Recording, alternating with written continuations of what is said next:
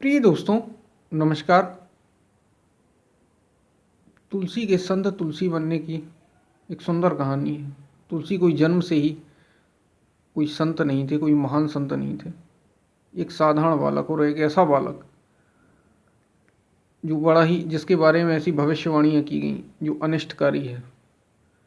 हाँ, उनके बारे में ऐसी भविष्यवाणियाँ थी, तुलसी के बारे में। तो चलिए हम चलते हैं तुलसी की कहानी के ऊपर। तुलसी से महान संत तुलसीदास की कहानी बहुत ही सुंदर, बहुत ही प्रेरणापद, साधकों के लिए भी, आम जीवन के लिए भी, और मध्यकालीन भारत के एक ऐसे महान संत की, भक्ति युगीन एक ऐसे संत की जिसने पूरी जीवन धारा को ही पलट दी। अंधकार में जाते हुए भारत को उस समय अगर बचाया तो तुलसीदास ने, तुलसीदास जी, तुलसीकृत रामचरितमानस ने। प्रिय दोस्तों, तुलसी का जन्म उत्तर प्रदेश में एक साधारण परिवार में हुआ। जन्म के साथ ही भविष्यवाणी की गई कि ये जोशियों ने भविष्यवाणी की कि ये बालक अनिष्टकारी है, दुष्ट है, जहाँ भी होगा वहाँ अनिष्ट करेगा, नष्ट करेगा, और कुछ समय बाद ही उनकी माँ का देहांत हो जाता। ब्राह्मण परिवार में जन्म हुआ था, तो पिता, जब ऐसी भविष्यवाणी हो गई तो पिता, लोगों के कहने पर पिता ने उन्हें त्याग दिया। दुबे परिवार में जन्म हुआ था, पिता ने उनको त्याग दिया। जब पिता ने उनको त्याग दिया तो बच्चे को एक चुनिया नाम की महिला ने, बच्चा अबोध था, बच्चे को एक चुनिया नाम की महिला ने रख लिया अपने पास। बहुत ही साधारण और गरीब महिला थी। चुनिया के पति को भी ये बात पता थी, चुनिया को भी ये बात पता थी। चुनिया के पति ने कहा, ये बच्चा अनिष्टकारी है, पापी है, दुष्ट है, इसको त्याग कर दो, इसके बारे में ऐसी भविष्यवाणी है।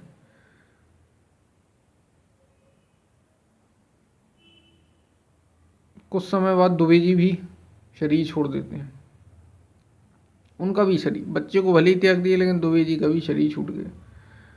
अब ये जो चुनिया नाम की महिला रख रही थी, कुछ समय बाद इसका भी संयोग से शरीर छूट जाता है। तो स्वभाव था बच्चा दर बदर भटकने लगा। लोग कहने लगे, अरे ये तो तक्षक है, तक्षक। जहाँ भी जाता है, जिसके पास भी जो भी इसे रखता है उसको ये काटता है, जो इसको दूध पिलाता है उसको ही काटता है, तक्षक सांप है। ऐसे ऐसी अफवाह थी। और बच्चा पुजारी के मंदिर में, जो मंदिर है वहाँ जाता है, और पुजारी उस बच्चे को देख के दरवाज़ा बंद कर लेते हैं। एक संत नरहरिदास वहाँ से गुजर रहे थे। दरबार में सच्चे सदगुरु के दुख दर्द मिटाए जाते हैं। दुनिया के सताए लोग यहाँ सीने से लगाए जाते हैं। जो सदगुरु होते हैं, जो महापुरुष होते हैं, जो सच्चे योगी होते हैं, सब एक ही बात है। जो वास्तविक में महापुरुष हैं, वैसे ही एक महापुरुष, अगर उनकी कृपा हो जाए तो सब कुछ बदल सकता है, कुछ भी हो सकता है। गुरु कृपा से सारी चीज़ें संभव हैं। तो संत नरहरि दास ने बच्चे के बारे में पूछा, ये बच्चा रो क्यों रहा है? तो लोगों ने कहा, अरे ये आप नहीं जानते इस बच्चे के बारे में, बच्चा बड़ा अनिष्टकारी है, बड़ा दुष्ट है, जन्म के साथ ही माँ को खा गया, पिता खत्म हो गए, एक महिला ने रखा उसको, वो खत्म हो गई, सब खत्म हो जाए, जो भी इसके साथ रहता है उसको ये नष्ट कर देता। नरहरि दास ने कहा, बच्चा रोते क्यों, चलो मेरे साथ, मैं तुम्हें रखूँगा। और बच्चे को उन्होंने रख लिया। कुछ समय बाद ही उन्होंने पढ़ाना शुरू किया उसको। कुछ समय बाद ही ये बच्चा, जितने भी उस समय के, उस क्षेत्र के जितने भी विद्यालय थे, उन सभी में बच्चा टॉप नंबर लेके आता है। 99% के साथ पास होता चला जाता है बड़े से बड़ी परीक्षाओं में, संत की कृपा। और फिर जब वहाँ के पंडितों ने देखा बच्चा बहुत होशियार है, होनहार, सारी चीज़ें छूट गई, होनहार बच्चा, तो विवाह की बात चली। पंडितों ने देखा, चूँकि ब्राह्मण परिवार में जन्मे थे तुलसी, तो रत्ना नाम की कन्या से, बहुत ही सुलक्षणा, बहुत ही योग्य कन्या से इनका विवाह कर दिया गया। क्योंकि उस समय के बहुत ही प्रतिभाशाली विद्यार्थी थे उस समय ऐसा नहीं होता था कि आपकी नौकरी हो, नौकरी के ऊपर भी इसको कहा जाता है कि ये होना चाहिए, नौकरी होना चाहिए, नौकरी के ऊपर ये सब होना चाहिए। ऊपरी आमदनी कितनी है तब जाके कोई परिवार अपना कोई परिवार अपनी बच्ची देता है। उस समय ऐसा नहीं था, उस समय केवल आपकी विद्या, आपकी प्रतिभा देख के ही आपको दे दिए, आप बच्ची आपको दे दी जाती थी परिवार के द्वारा। और ऐसा ही तुलसी के साथ हुआ। रत्ना नाम की कन्या से इनका विवाह कर दिया गया। रत्ना बहुत ही सुलक्षणा थी। पहले तुलसी संत की कृपा से, नरहरि दास उनके सदगुरु गुरु थे और उनकी उन पर कृपा थी ही। तो पहले तो वे राम जी की आरती करते थे। जब से रत्ना उनके जीवन में आई तब से वो रत्ना की आरती करने लगे। कहने का तात्पर्य ये है कि उन्हें को रत्ना में ही सब कुछ लगने लगा। और धीरे धीरे गुरु की विद्या जो उन्हें सिखाई थी, जो ब्रह्म विद्या उनके पास थी, धीरे धीरे वो छूटती चली जा रही थी। और उन्हें रामचरित मानस लिखने का भी आदेश गुरु ने दिया था। जो राम जी की भक्ति में डूबे थे तुलसी, जो उनकी छूट जाती है और अब रत्ना की ही पूजा करने लगते हैं, रत्ना की ही आरती करने लगते हैं। आरती कहने का मतलब वो उन्हीं में पूरी तरह से समा जाते हैं और इतने समर्पित होते हैं कि रत्ना को अपने मायके भी नहीं जाने देते। मतलब अपने घर जहाँ से वो विवाह करके आई थी वहाँ भी नहीं जाने देते। एक बार तुलसी कहीं गए हुए थे और उनके भाई, बड़े भाई आते हैं और रत्ना को ले जाते हैं। रत्ना ने अपनी चिट्ठी लिख दी कि स्वामी मैं अभी जा रही हूँ, बड़े भाई लेने आए हैं इसलिए मुझे जाना पड़ रहा है, जल्दी लौट आऊँगी, 1-2 दिन में लौट आऊँगी। तुलसी को जैसे ही ये आते हैं और ये चीज़ें जैसे ही उनने पढ़ी, ये खत पढ़ा तो रोने लगे। इतना समर्पित हो गए थे, रोने लगे।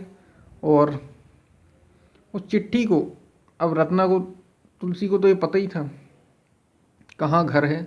यमुना के पार था, यमुना के पार उनका घर था। मतलब मायका उतना दूर था, यानी यूं कहें कि तुलसी का ससुराल इतना दूर था, यमुना के पार था। रात का समय था, जब तुलसी घर लौट कर आते हैं तो उसी समय चल पड़ते हैं। बाढ़ आई हुई थी यमुना में और नाविकों ने ये कह दिया कि हम अभी नाव नहीं ले जा सकते, अन्यथा नाव बह जाएगी। तो तुलसी ने कुछ, इतने पागल थे तुलसी अपनी पत्नी के मोह में, इतने पागल थे कि वो कूद जाते हैं और डूबने ही वाले थे कि एक उन्हें सहारा मिल जाता है मुर्दे का और उसको पकड़ के पार हो जाती है यमुना। उसके बाद चढ़ के जाते हैं, दूसरे माले में घर था रत्ना जहाँ रहती थी। अब ये तो पता ही था होगा, जो इतना भक्त था तो अपनी पत्नी का जो इतना भक्त हो उसे ये सब तो पता ही, कहाँ रुकती है, कहाँ घर में कहाँ कमरा है, तो ये सब पता था। और तुलसी ऐसे ही जाते हैं तो एक सर्प लटका था, अब ऊपर चढ़ना था, सीधे जा नहीं सकते थे, रात का समय था।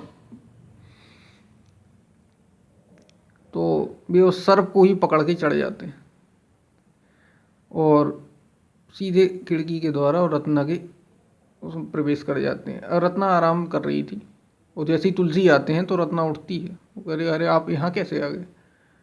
तो बोले अरे प्रिय मैं तुम्हारे बिना एक पल भी नहीं रह सकता, तुम्हें तो पता ही है, तुम कैसे आ गई? तो बोले आप यहाँ पहुँचे कैसे? भीगे हुए थे तुलसी ने कहा कि अरे प्रिय तुम्हारे कारण, तुम्हारे प्रेम ने, नदी में मैं जब आ रहा था तो नदी में भयंकर बाढ़ थी, लेकिन तुम्हारे प्रेम ने वहाँ नाव बना दी मेरे लिए। और मैं जब वहाँ पे कूदा, मैं तुम्हारे प्रेम में कूद गया नदी में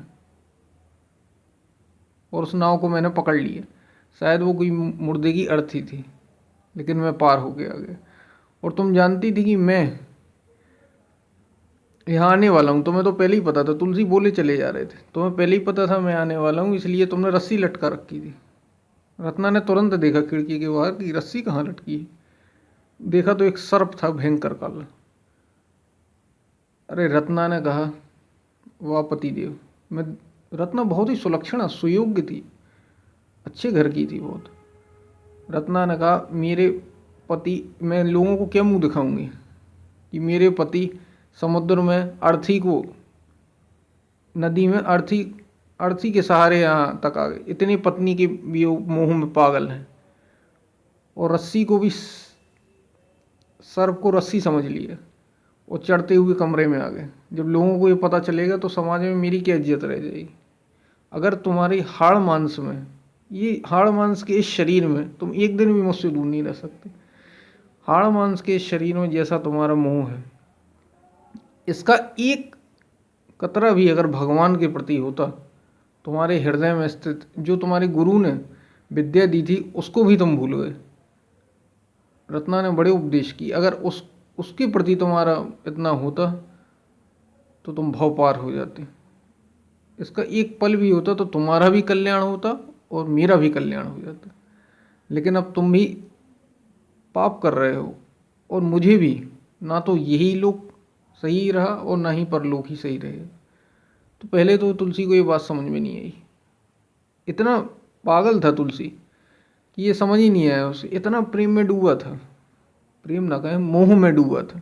प्रेम तो बात ही कि प्रेम केवल परमात्मा से, इतना मोह में डूबा था। फिर कहा रत्ना ने, अरे इसका जितना इस हाड़ मांस के शरीर में जितना प्रेम है तुम्हारा, जितना मोह है, इतना अगर भगवान से हो जाए, इसका एक कतरा भी अगर भगवान से होता तो तुम भगवान को पा जाते, तुम भगवान हो जाते। फिर तीसरी बार कहा, तब जाके तुलसी के कान में पड़ा।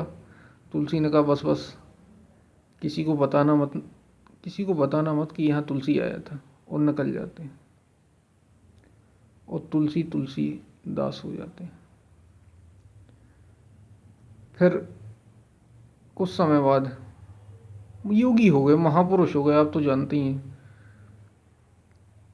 जे जाने जग जाई हेराई, जागत जथा स्वपन भ्रम जाई, गो गोचर जहाँ लग मन जाई, सो सब माया जाने हुआ। ये सब चौपाइयाँ हैं तुलसीदास जी की। सारी विद्या, नमामि शमीशाम निर्वाण रूपम विभुम व्यापकम ब्रह्म वेद स्वरूपम, ये सब स्तुतियाँ, ये सब उनके में उस परम सत्य की, परमात्मा की पूर्ण स्वरूप। और जो कृत तुलसी कृत रामचरित मानस जो जिसकी रचना उनने की, ये 7 सोपान हैं उसके, 7 चक्र जो शरीर में मौजूद है, सारी चीज़ें व्यवस्थित हैं, सारी उसी रूप में रामचरित मानस है। ये कैसे पार पाया जाए, कैसे शरीर को, लंका कांड, अरण्य कांड, अयोध्या कांड, इसको केवल ये रामचरित केवल राम के जीवन की घटना नहीं, ये उस परम राम, परम तत्व जो सबके हृदय में मौजूद है, वहाँ तक पहुँचने के आधार बनी। और आप तो जानते हैं मध्यकालीन समय में भारत को डूबने में तो जोशियों ने जो भविष्यवाणी की थी कि ये बच्चा अनिष्टकारी होगा, सब बेकार हो गई। क्यों? क्योंकि गुरु की कृपा, संत नरहरि की कृपा तुलसी पे हो गई। और जोशियों ने ये नहीं बताया कि इतना बड़ा महान संत होगा, भारत का उस समय उद्धार करने वाला होगा। हम सभी जानते हैं तुलसीदास जी को। वो रामायण लिखी, रत्ना वापस लौट के आई। कुछ वर्ष बाद रत्ना वापस लौट के आती है तो तुलसी कहते हैं, हाथ जोड़ के खड़े हो गए। तुलसी ने कहा तुम्ही ने मुझे मार्गदर्शन दिया, अब तुम व्यवधान उत्पन्न मत करना। तो रत्ना ने कहा मैं व्यवधान उत्पन्न करने नहीं आई हूँ, जो गुरु की आज्ञा है आप उसका पालन करिए, मैं तो आपकी सहायक ही बनूंगी। और रामचरितमानस लिखी तुलसी ने, संत तुलसीदास ने, महान संत तुलसीदास ने। और ऐसे भक्त हुए कि भक्तों में शिरोमणि है, संत कबीर, संत तुलसी, संत मीरा,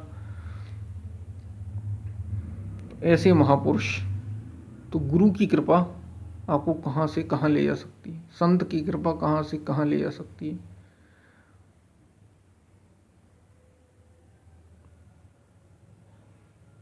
आप इसको शब्दों में वर्णन नहीं किया जा सकता। और कोई भी कभी भी किसी रूप में, जिस रूप में हम संसार में लगे हुए, अगर उसी रूप में हम परमात्मा में लग जाएं, ईश्वर में लग जाएं, भगवान में लग जाएं, तो उस सत्य को खोजा जा सकता है।